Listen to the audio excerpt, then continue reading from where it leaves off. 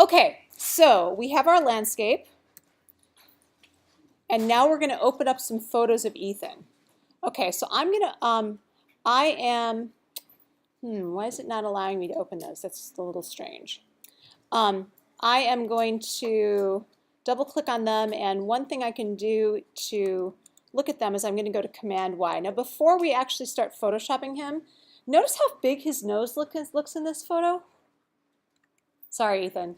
Notice how this photo flatters his face a little bit more? The background's blurred out. And in this photo, don't his facial features look really distorted? Yeah. Okay, so you guys, this is what happens when you, how many people are planning to photograph with their phone? Don't get too close to the subject. Remember, I was really in Ethan's face with that camera? If you have a phone, your phone has a built-in wide-angle lens. And if you get too close in on the subject, it's going to distort their facial features. So you can see it right there. So here he is where I took the picture with a normal lens. Here I took it up close right in his face. So just to make sure that you don't end up with really distorted features, flatter your subject by stepping about 1 foot to 2 feet away, and don't get right in their face with the lens, because you will most certainly get a picture, and especially if it's of you, you're going to be like, why is my nose so big? Right? Okay, so here are our pictures, and we're going to evaluate them. So we have our lighting coming. That's a nice one. I like that one. That one I took on the fly, so it's a little bit blurry. So we're going to evaluate those photos. That's a good one. Powerful. Powerful. Yes. Okay, so let's do the last one first. So here's my landscape. Here's all our photos of Ethan. And let's go back. I want to do the sitting down one first. So where was our best sitting down one? That one.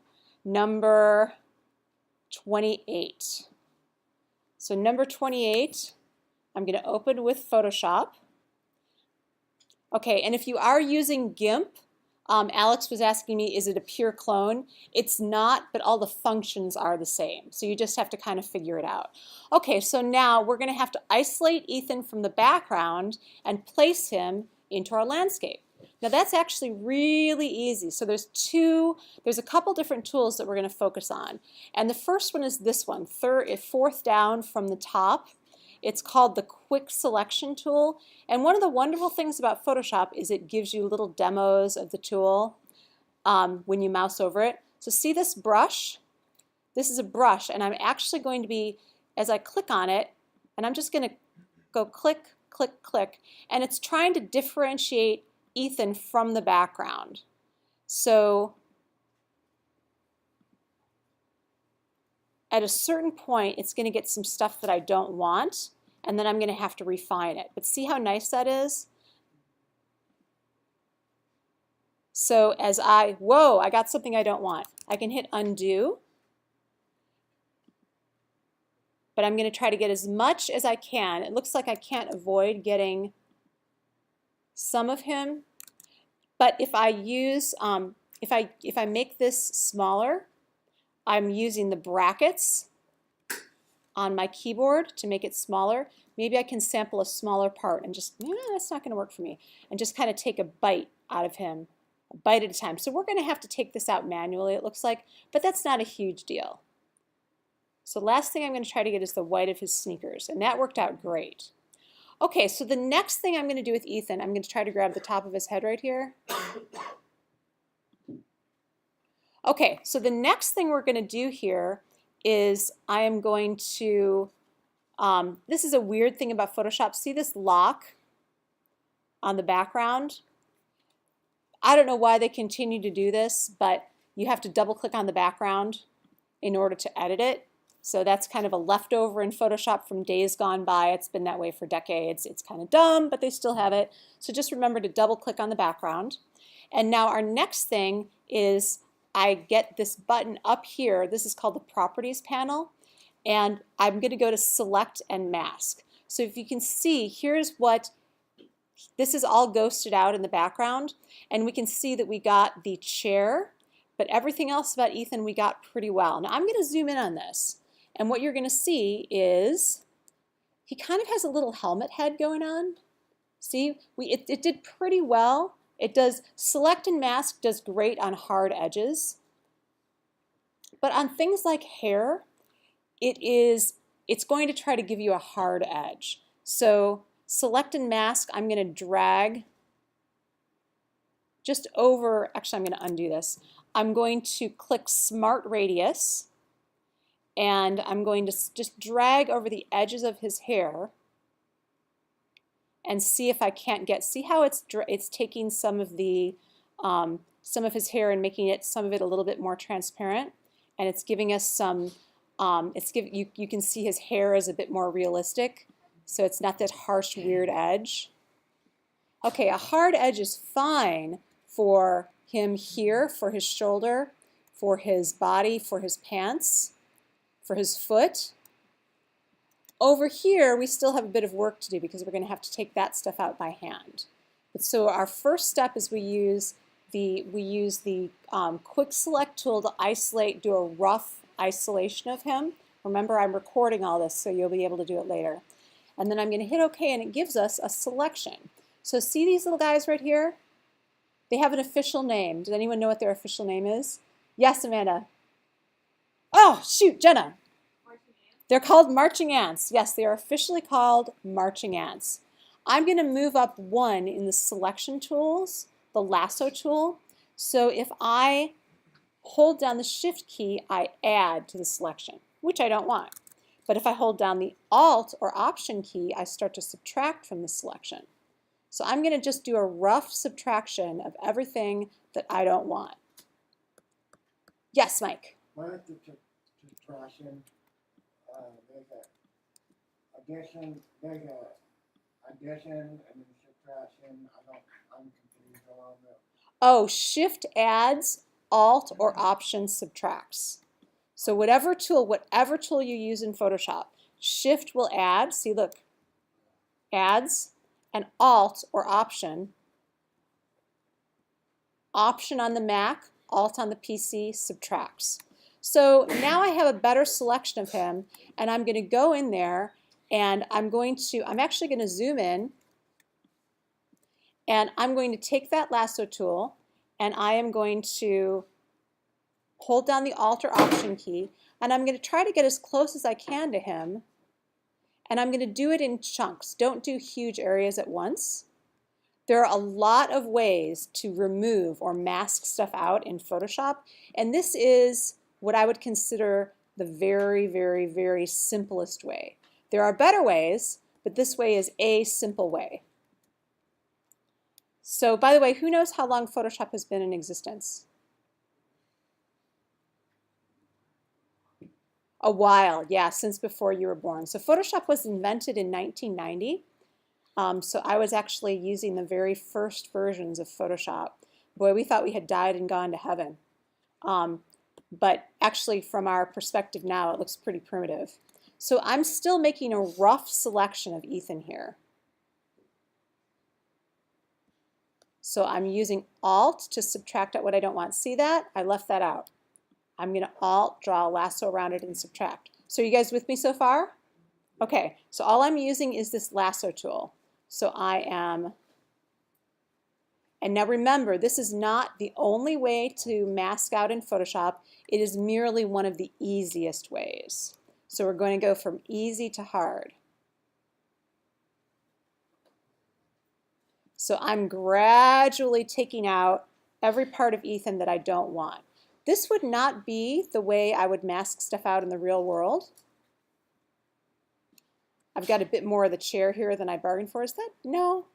Here. So I'm going to start from down here so I have a better handle on where he ends and the chair begins. So holding down the Option key, I'm going to grab his ankle bit by bit.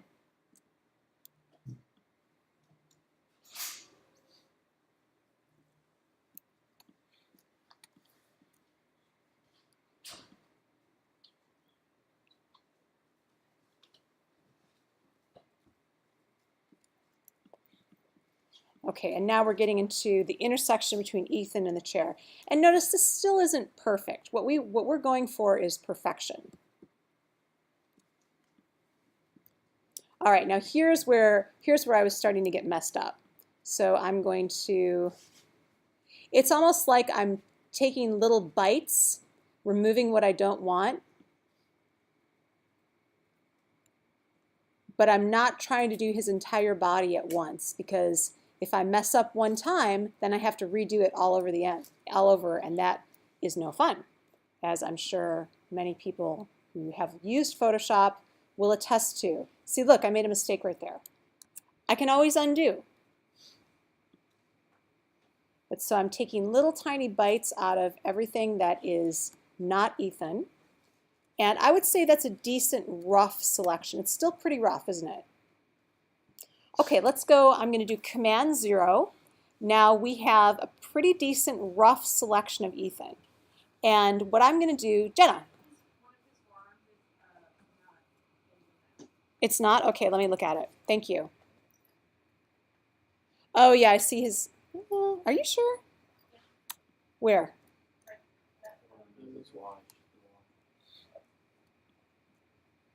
Oh, the watch. You're right. Thank you. Okay, so here I can either use the Quick Select tool and Shift Adds, Option Subtracts. So I can Shift Add, or I can Option Subtract. Okay, the next thing I'm going to do is I'm going to make what's called a layer mask. So you can find this in two places. It's in the Layers panel, and it looks like a box with a hole in it. And it's also under Layer and then Mask, Layer Mask. And you can just choose Reveal All or Hide All. But I personally always use the button. Okay, so there's Ethan. So yes, Jenna was right. We were missing out. I didn't see it, Jenna. We're missing out his forearm. Okay, so let's undo that, and let's use Quick Select to add in that forearm. I was looking at it and thinking, I'm not sure. Okay, now let's click the Layer Mask. Now we have most of Ethan. Okay, so we have a relatively decent selection of Ethan. Now, we don't want just a relatively decent selection. We have some good hair, where we have a little bit of transparency at the edges. The ear looks okay. This looks okay. We've got good edges there. Quick Select actually does a nice job. This is problematic here, right there. I might go back and add that in. But I want to take a close look at the selection that I've made. Okay, so in the interest of time, because I would like to give you guys a little bit of time to try this, I am only going to focus on one area of Ethan, and that is the area right. Let's look at this part of his leg. It's not very good. Okay, so I can do one of two things. So here's the mask I've made of Ethan, and here's Ethan without the mask. So I can either use the lasso tool and grab little areas of it and take them out, or I can use the eraser tool and erase them out, or I can take Ethan and put him into the environment. Now watch what's going to happen. This is going to be really interesting, because since these were both taken with the same camera, Ethan's going to be the same size as the landscape. So I'm going to hit V, which gives me the Move tool. That's these 4 arrows. And I'm going to grab Ethan and I'm going to move him into the landscape. And it's going to give me an error message. And I'm going to say, okay. So the next thing we need to do, because we photographed him so large relative to the landscape, we are going to make him a little bit smaller. So we can either go to Layer, Free Transform, or we can just use the key command, which is Command T. So remember, so I said Shift Adds, Option or Alt Subtracts. Shift, I don't want my picture of Ethan to look like that, right?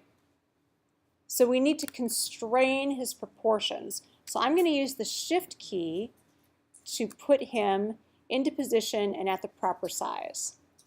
So this will greatly decrease our need to mask him. We can also play with scale a little bit. So if we're going to have him sitting right here on this rock, or maybe right here on this rock,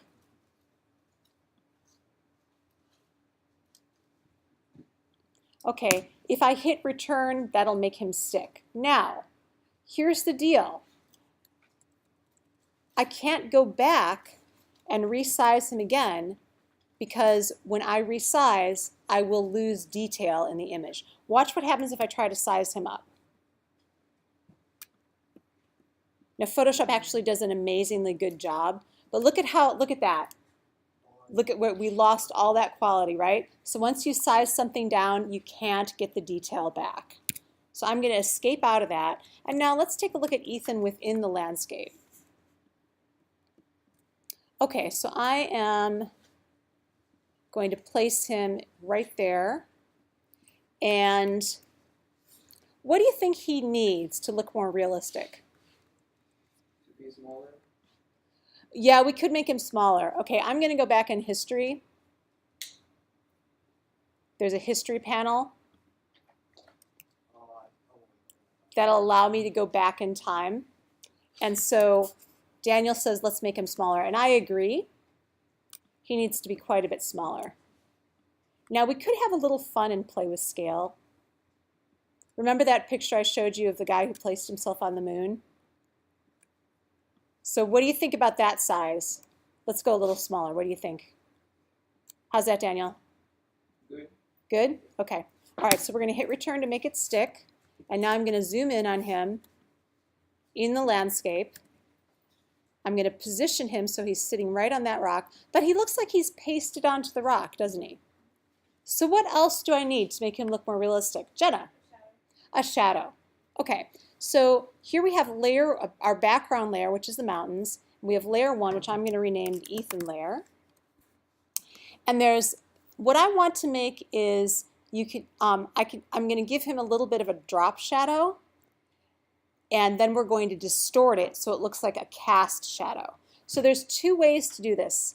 Let's do the easy way first. I'm going to make a blank layer.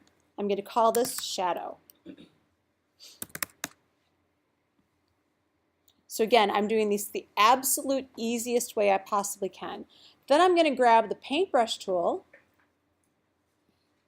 and I'm going to make see how my fill color here is red? I'm going to make it black. Okay, and I'm going to make that tool, right now it's 4 pixels, and it has a hardness of 100%. I'm going to make the size pretty darn big.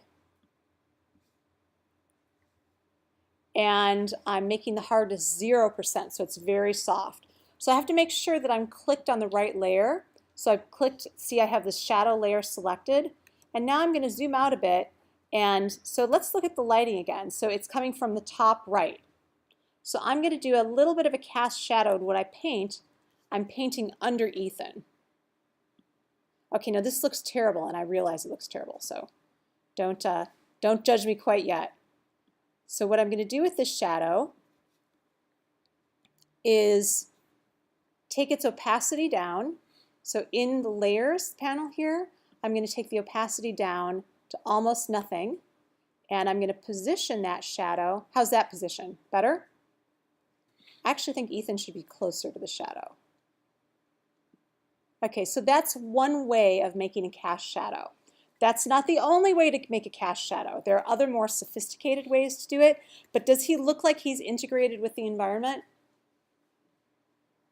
Pretty much.